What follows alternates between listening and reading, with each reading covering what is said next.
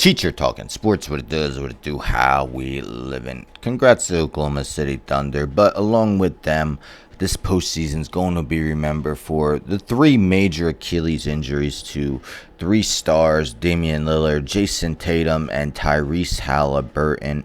Now, we're not quite sure what's going to happen with the Pacers and Bucks. We've heard Giannis rumors, but starting to look like there's a stronger possibility of him staying, but we knew the Celtics were going to make moves because they have such a high luxury tax they have to pay, and with Tatum out for most, if not all, of next season, it looked like they would make some moves to ensure that they don't have to pay that much for what might not be a championship level team. And yes, this happened last night when I was fast asleep.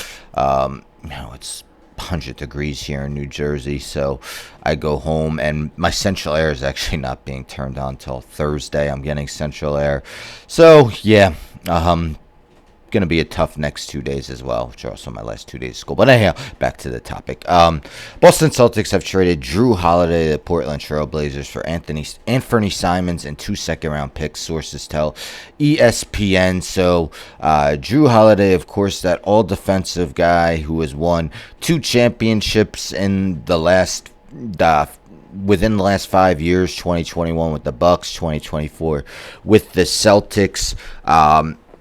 Still an elite defender, but getting up there in age. He's 35 years old. Meanwhile, Anthony Simons is nearly a decade older, pretty much 9 years younger.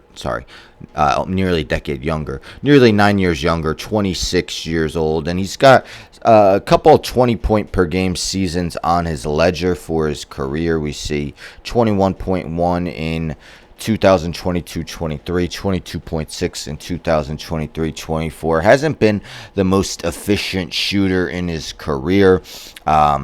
We see just 2 of 7 seasons where he's made more than half of his 2-point tries. And in 2020-21 and 2021-22, he made more than 40% of his threes. But in the ensuing 3 years where he's become more of a gotten a larger role on the offensive end, we see that no higher than 38.5% and 36.3% last year, and he shoots them at an incredibly high volume. Did have lower turnover numbers, nearly 2.5 assists to turnover. But what are your thoughts? Are you surprised the Celtics were able to get that much for Jrue Holiday? Now, of course, he's still a very good player, but clearly declining a bit. As I mentioned, 35 years old. Simons is 26.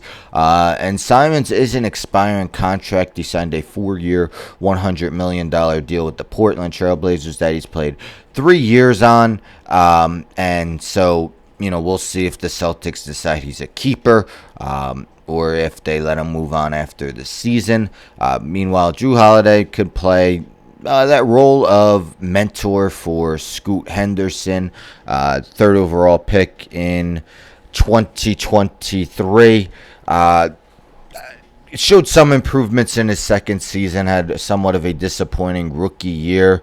But, Shaden Sharp can also have that mentor as well in Jrue Holiday, a guy who's won multiple championships. Actually, the second time Holiday's traded to the Trail Blazers. They quickly rerouted him to the Boston Celtics a couple years back after he was traded to Portland. This time it looks like he'll at least remain in Portland for this season.